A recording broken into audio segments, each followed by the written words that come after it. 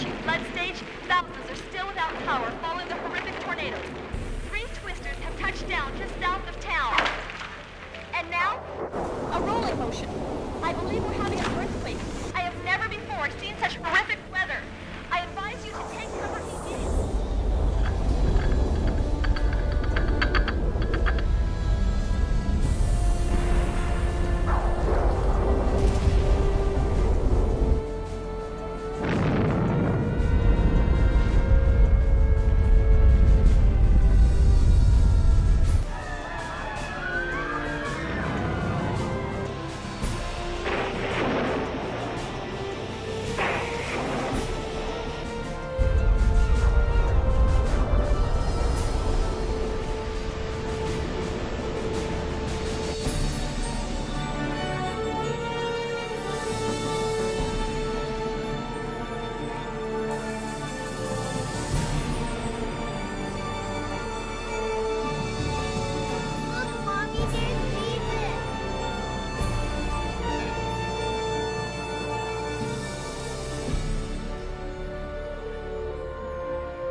The books of Bible prophecy have long been shrouded in mystery.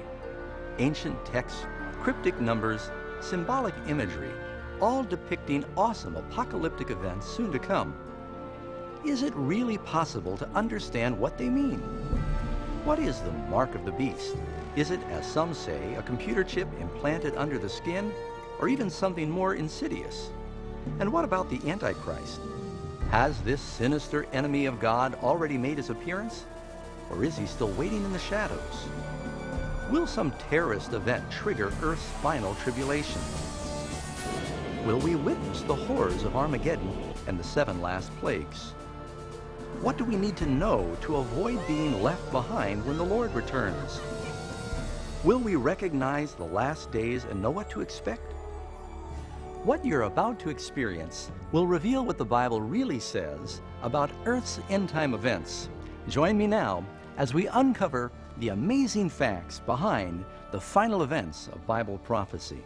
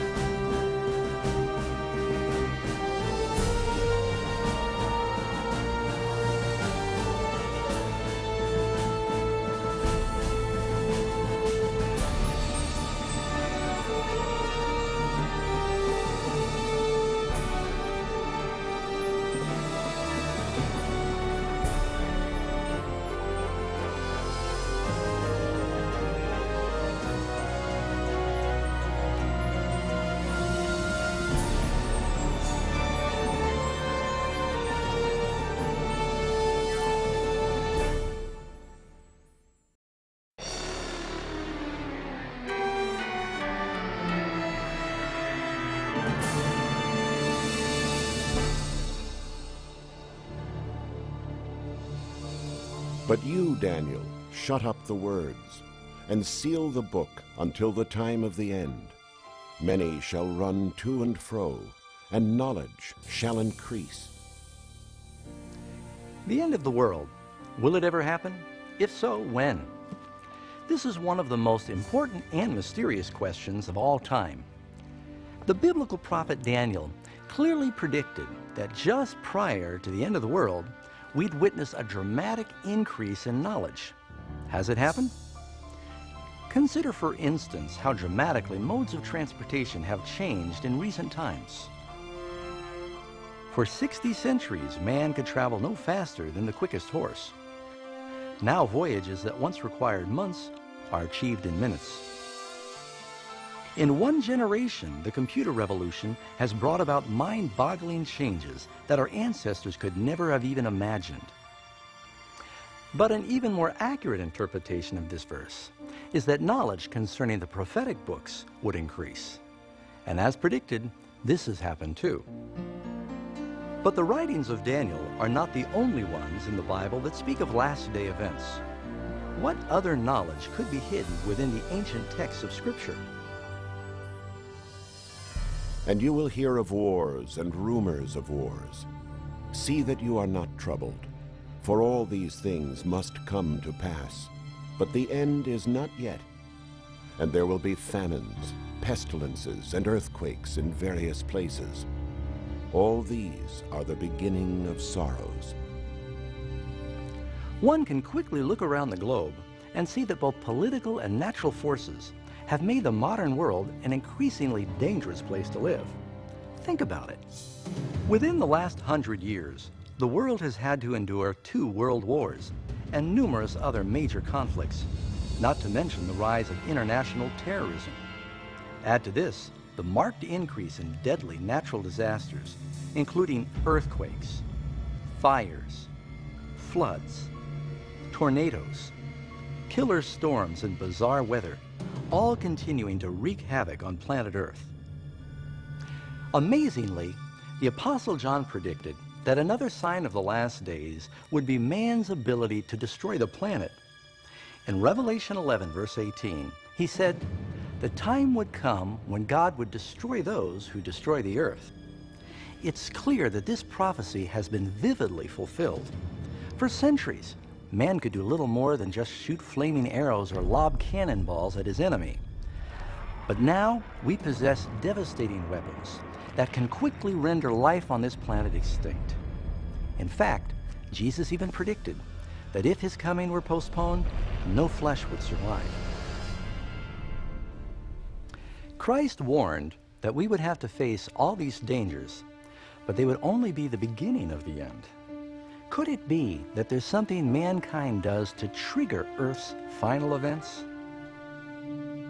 But know this, that in the last days perilous times will come. For men will be lovers of themselves, lovers of money, boasters, proud, blasphemers, disobedient to parents, unthankful, unholy, unloving, unforgiving, slanderers, without self-control, brutal, despisers of good. Anyone who has lived through the past several decades cannot deny the steady and frightening moral freefall of modern society. Each generation continually pushes the envelope of acceptable behavior. As a result, each succeeding generation operates under a lower moral standard than the one before. And unfortunately, there appears to be no end to this shameful trend. In Noah's day, chronic moral decay led to global destruction from a flood. In Lot's time, the perverted depravity of Sodom and Gomorrah led to the annihilation of these cities by fire from heaven.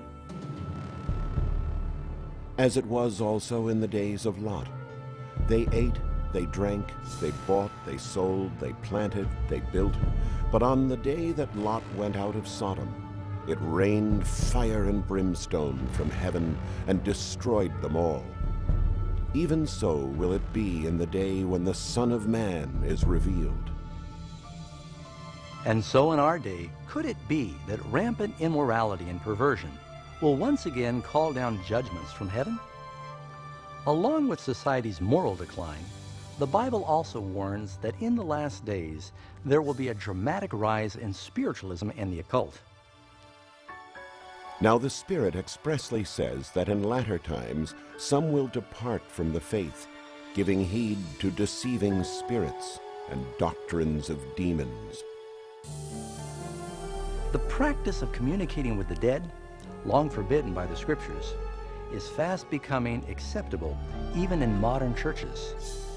Television programs and movies featuring witchcraft and the occult themes have become extremely popular, especially among the young people. In spite of all this rampant spiritualism and immorality, the Bible teaches that where sin abounds, grace abounds even more.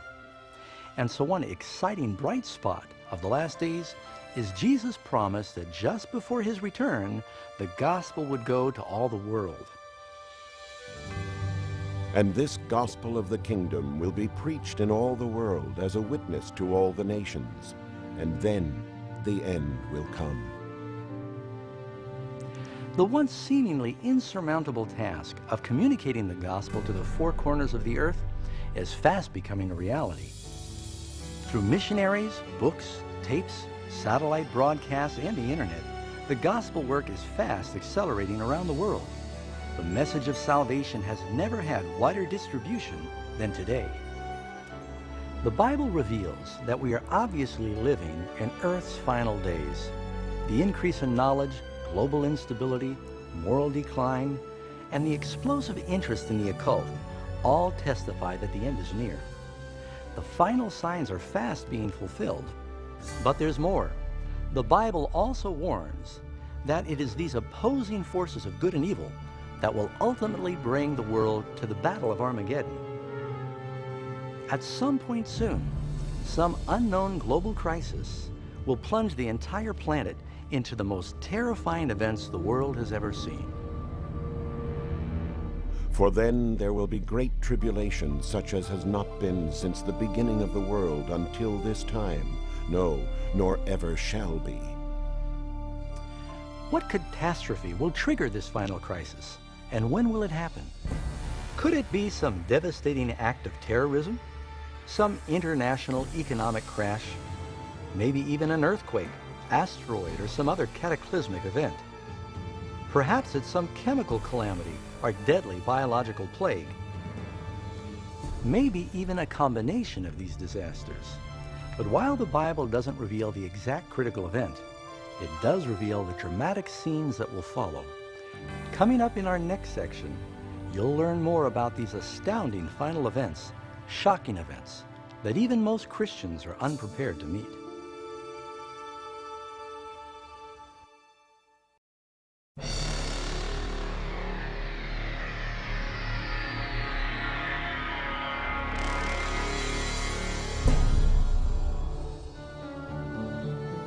As the Great Tribulation begins, world leaders struggle to deal with the mounting calamities. Meanwhile, those Christians who are true to God experience a wonderful surge of power from the Holy Spirit.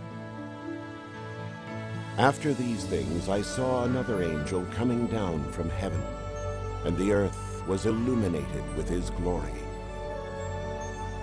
This great power that illuminates God's people is the Holy Spirit. With a holy boldness, they witness for God, pleading for the churches to reform and calling the lost to Christ. They stand firmly on the Word of God and exhort all to repent of their sins and obey God's commandments.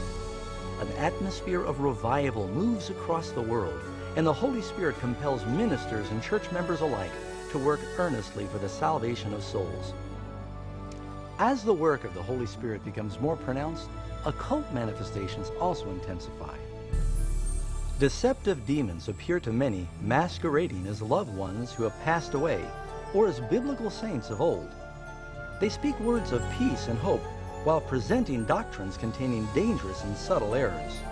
Of them, the Bible warns, For they are the spirits of devils working miracles. As you can imagine, these supernatural manifestations hold great influence with the people, and few are willing to speak against them. Up to this point, families and churches have been ineffective in stemming the growing tide of global wickedness. In the midst of this political, moral, and environmental upheaval, people desperately seek an effective way to stem the growing tide of universal immorality. Religious and political leaders, urged by suffering constituents, call for stronger legal measures to restore godly principles and peace to the land. As a result of this misguided pressure, the government passes laws that directly conflict with the law of God. But this is not the first time in history something like this has happened. You might recall the familiar story in Daniel chapter 3, when the Babylonian king Nebuchadnezzar commanded all in his realm to bow down and worship the enormous golden image he had forged. However, 3 young Hebrews knew this command was a direct contradiction to the second commandment regarding idolatry. Determined to remain true to God, they refused to bow down to the statue. The king was infuriated and ordered them cast into a fiery furnace, but God miraculously intervened and saved their lives. And then there's the story of Daniel in the lion's den. You'll recall the king of Persia issued a law that no one should worship any god but himself for 30 days.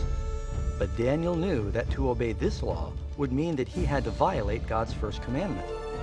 So Daniel bravely continued his habit of daily praying openly to God, even though it put his life at risk. Daniel's enemies soon reported this violation to the king, who reluctantly had his trusted servant thrown into the lion's den. But once again, God's power was displayed as he miraculously spared Daniel's life.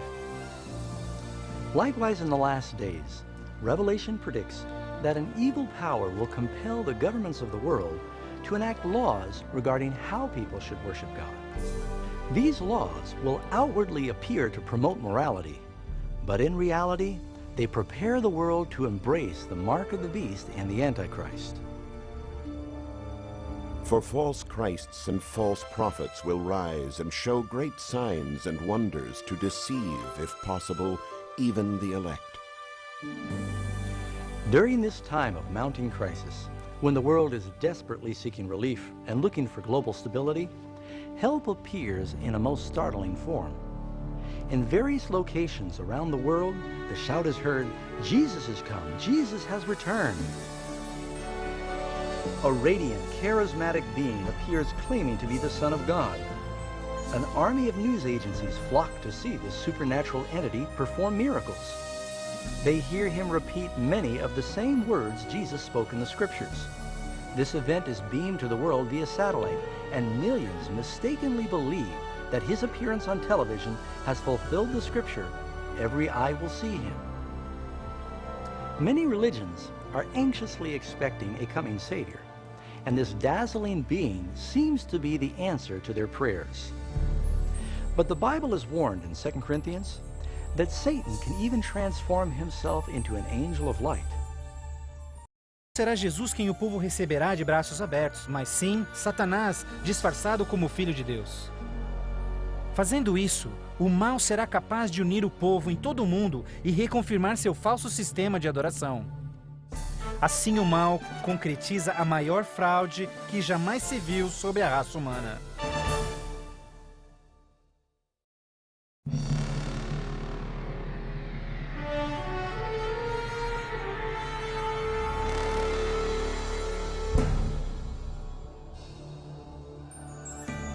A fraude satânica prova ser uma poderosa e motivadora força para o mundo. Muitos dos líderes espirituais aceitam este grande impostor, bem como o falso sistema de adoração que ele propõe. Com a intensificação das calamidades, líderes religiosos creem que o tempo não mais pode ser desperdiçado em convencer o mundo a aderir às doutrinas desse Messias contraventor. Aqui está a paciência dos santos. Aqui estão aqueles que guardam os mandamentos de Deus e a fé de Jesus. Nem todos serão enganados. Poucos serão aqueles que entenderão que a Bíblia havia alertado sobre esse incrível enganador. E eles sabem que o objetivo deste falso Messias é desviar o povo dos mandamentos de Deus. Mas essa não é a primeira vez que Satanás se apresenta como anjo de luz. Quando Jesus foi tentado no deserto, Satanás apareceu a ele disfarçado como glorioso mensageiro de Deus. Mas o inimigo de Deus se revelou quando tentou a Jesus em desobedecer a palavra de Deus. Portanto, mais uma vez, usando a mesma tática, o mal tenta enganar o mundo a desobedecer a lei de Deus. Ninguém pode servir a dois senhores, pois odiará um e amará o outro, ou será leal a um e desprezará ao outro. O mundo chegou a um momento decisivo em sua história. O falso Cristo e o conflito global estão dividindo o mundo em dois grupos distintos: aqueles que seguem a Bíblia e aqueles que seguem a besta. Ansiedade enche o coração do povo, e religião é o tópico supremo de todas as mentes.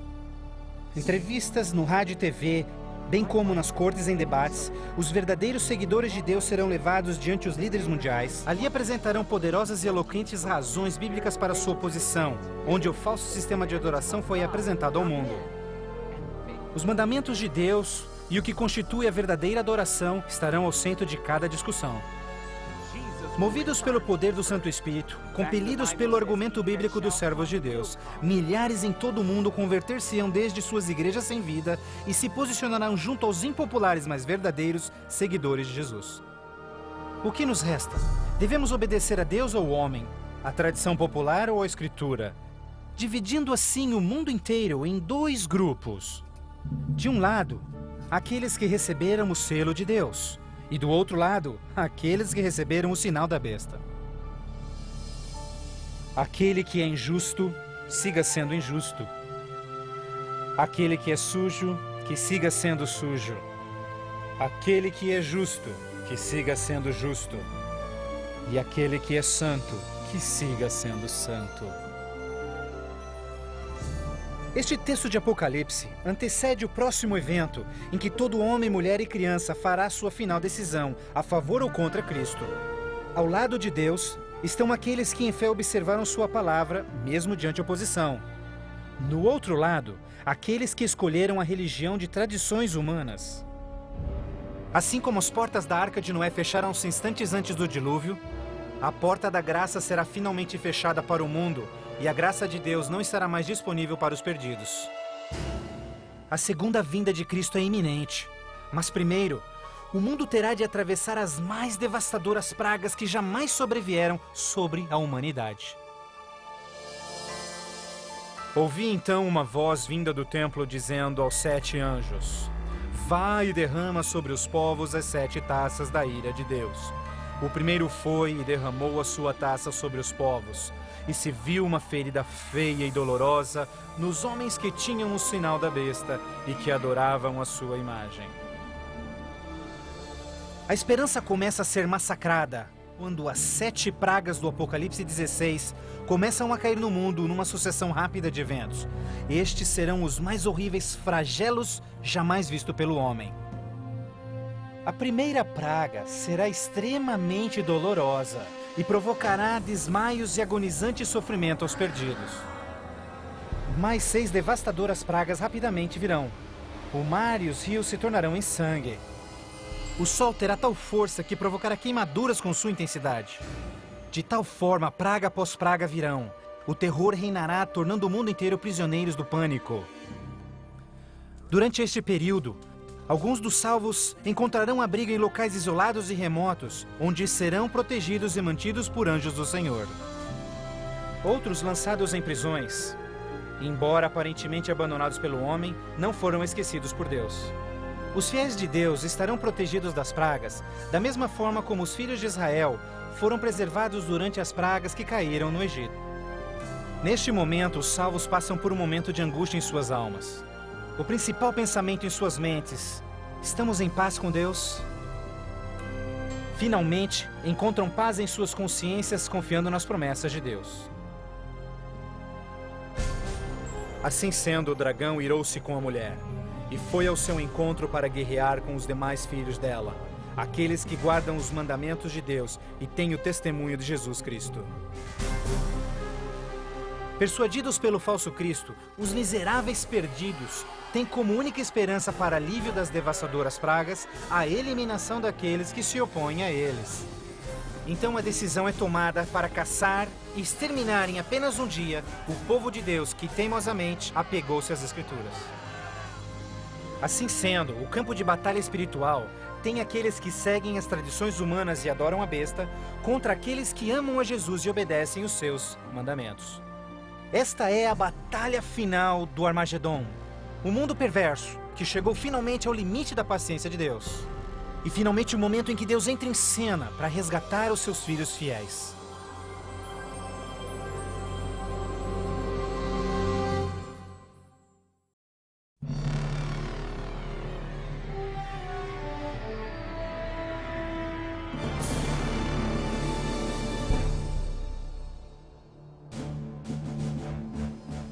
À meia-noite, o clamor foi ouvido. Aí vem o noivo.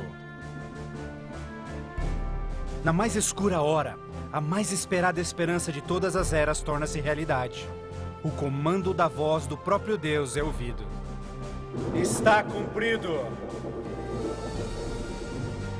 Aquela voz de trovão chacoalha os céus. Um imenso terremoto anuncia a aproximação do poderoso exército dos céus. Os filhos de Deus, há pouco sem cor e cansados, agora envoltos por um arco-íris, resplandecem diante de seus opressores.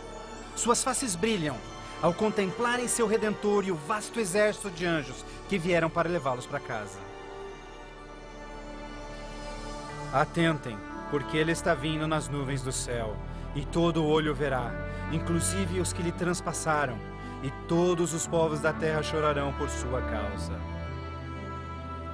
Como você já sabe, este não será um momento de êxtase secreto. Todas as pessoas do planeta testemunharão este maravilhoso evento, e muitos estarão aterrorizados.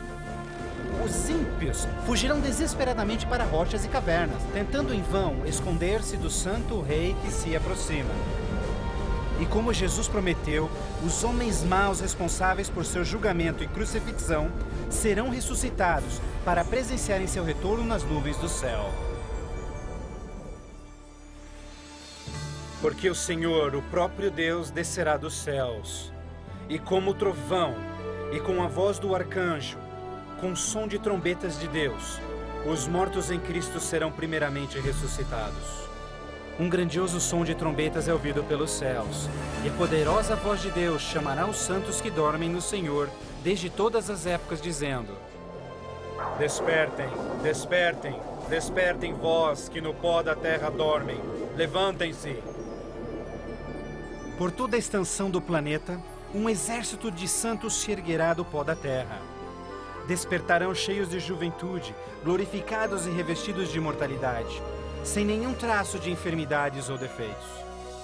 E aqueles que ficarem vivos nestes momentos finais serão também transformados.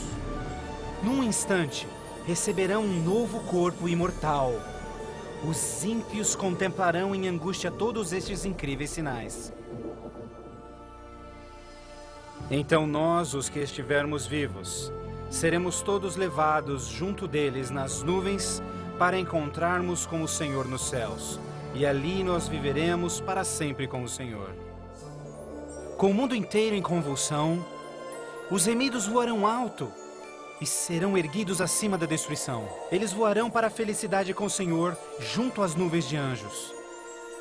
Nem dor, nem pecado, nem tristeza jamais haverá. O véu que os separava de seu Deus é para sempre removido, e contemplam agora o seu Deus e seus anjos face a face. E naquele dia, o dia da destruição de Deus, será de uma extremidade da terra a outra. E não haverá nem pranto, nem ajuntamento, nem funerais.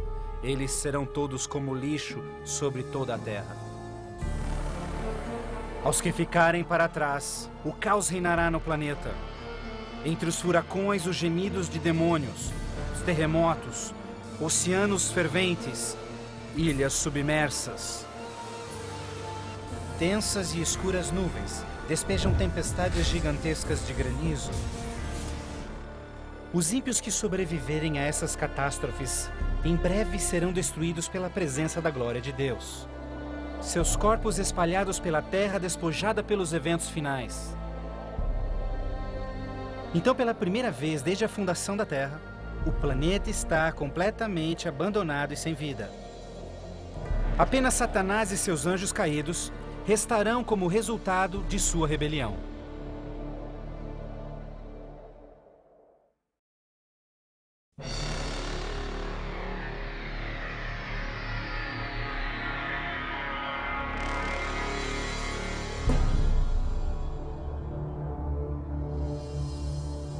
Então vi um anjo que descia dos céus, que tinha consigo as chaves do abismo e uma grande corrente em suas mãos. Ele acorrentou ali Satanás por 1000 anos. Confinados no mundo que ele arruinou, Satanás e seus anjos ali estarão por 1000 anos. Prisioneiros na escuridão, num planeta vazio e abandonado, só com seus demônios, Satanás apenas poderá esperar e ponderar no dia de sua punição. Por toda parte ele contempla cidades destruídas, florestas queimadas e ossos secos, tudo resultado de sua guerra com os céus. Confinado num vasto abismo, solitário, sem ninguém para tentar ou manipular, ele se torna absolutamente miserável. Então vi tronos, e eles se sentavam neles, e o julgamento era comissionado a eles, e eles viveram e reinaram com Cristo por 1000 anos. Enquanto Satanás pensa em seu destino, Os remidos desfrutam sem palavras as alegrias dos céus. Cada um deles conhece então o seu anjo da guarda, que responde a cada uma de suas perguntas sobre as suas vidas. Então Deus, num ato de revelação absoluta, os convida a participarem como juízes, abrindo diante de si os registros dos que se perderam. Os remidos, neste momento, têm a oportunidade de entenderem por que algumas pessoas que esperavam ver ali não completaram a jornada. Os pensamentos dos ímpios são agora vividamente expostos e o véu é removido, revelando as batalhas espirituais que se levantaram por salvar-se-lhes as almas. Inclusive as ações e motivos dos anjos caídos se farão nítidas. O aberto e transparente caráter de Deus neste assunto é extraordinário. Como o apóstolo Paulo descreve em 1 Coríntios 6, verso 2, os salvos participarão no julgamento dos ímpios. Antes que um único pecador receba sua punição final, seus registros serão cuidadosamente revisados por seus conterrâneos, os quais entendem e sabem das lutas na vida na terra. Todas as palavras e atos dos ímpios serão pesados ante a palavra de Deus. A justiça de sua sentença é confirmada e o grau de sua punição determinado. Finalmente, ao final dos 1000 anos, Jesus e os remidos preparam-se para o seu retorno à terra. O tempo é chegado para Satanás, seus anjos e os perdidos, quando enfrentarão as últimas consequências por seus atos. Em breve, os mansos herdarão a terra. Mas primeiro, Deus executará a fase final de seu julgamento e extinguirá o pecado do universo.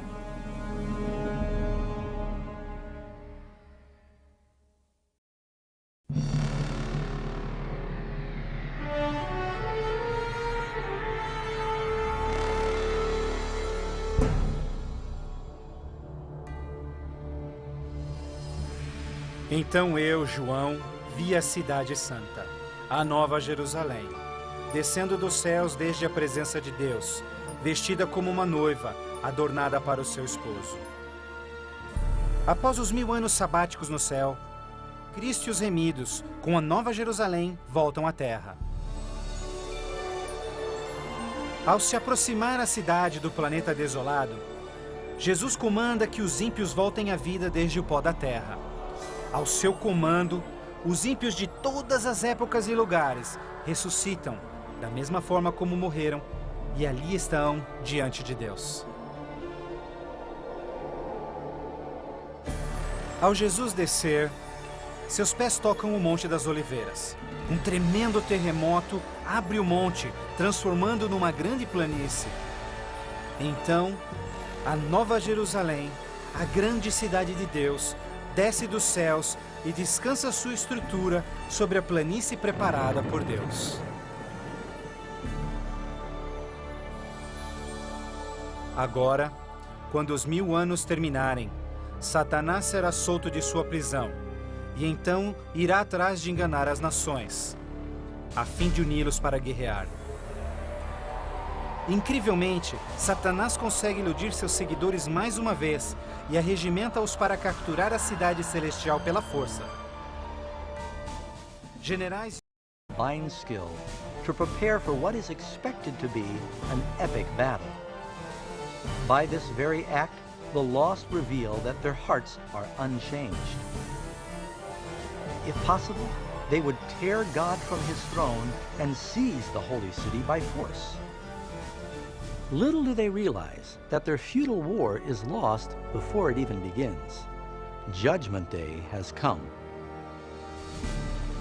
And I saw the dead, small and great, standing before God, and books were opened, and the dead were judged according to their works. Suddenly, high above the city, the Lord appears on his glorious throne. All the feeble war plans of the wicked are immediately arrested. As they gaze up into the face of God, the lost are made painfully aware of every sin they have ever committed. They recall every time they silence their conscience, every time they turn from the pleadings of the Holy Spirit. Some had gone to the grave believing they had successfully hidden their sins of murder, crime, and vice from all. With shame, they experienced firsthand The words of Jesus found in Luke 12, "For there is nothing covered that will not be revealed, nor hidden that will not be known." As a vivid panorama of their lives play before them, each lost soul understands completely that they have, by their own choice, rejected salvation. Tragically, the peace and happiness of those inside the city will never be theirs. The feelings of hopeless despair that sweep over them is beyond words. The rebellious can't deny God's justice in declaring them guilty. With one voice they cry out, "Just and true are thy ways, thou King of saints." And falling prostrate, they worship the Prince of Life. They went up on the breadth of the earth and surrounded the camp of the saints and the beloved city. And fire came down from God out of heaven and devoured them. Finally, the time has come for the lost to face the irreversible consequences of their actions. Without warning, fire and brimstone fall from the heavens. The earth breaks up and fire explodes from the molten caverns beneath. And as the inferno engulfs the wicked, the righteous remain safe and secure within the gates of the New Jerusalem. Every sinner is punished according to what they've done. Those with few sins are destroyed quickly, while those who are guilty of horrific evil against humanity suffer longer. And Satan, the instigator of all sin, is forced to suffer the most. For God, the punishment of the wicked is a painful act, but it's something that his justice demands. The penalty for sin is death.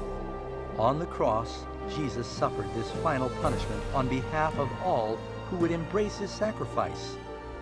But tragically, the lost have rejected this gift and must pay the awful price of sin for themselves. For behold, the day is coming, burning like an oven, and all the proud, yes, all who do wickedly, will be stubble. You shall trample the wicked, for they shall be ashes under the soles of your feet. And as the last embers of punishment grow cold, the citizens of the universe lift their voices and praise God that Satan's reign of terror is forever ended. With the peace of the cosmos eternally secure, God now directs his attention to the creation of a new heaven and a new earth.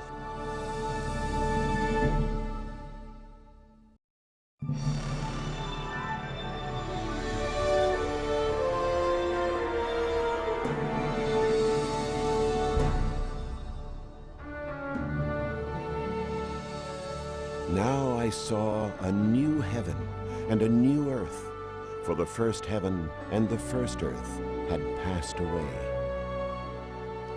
After the earth is purified by fire, the Lord then takes up his wondrous work of recreation. At the power of his word, the earth is restored into its former Edenic beauty. He speaks, and a carpet of rich, lush vegetation covers the planet. At his command, land and water again teem with vibrant life. Countless complex and magnificent creatures of every kind peacefully explore the new paradise. The invigorating atmosphere is pure and sweet. The earth becomes one grand showcase of creative brilliance. And God will wipe away every tear from their eyes. There shall be no more death, nor sorrow, nor crying. There shall be no more pain, for the former things have passed away. The security of the universe is complete. With the New Jerusalem as their capital, all created beings rejoice under the loving dominion of God.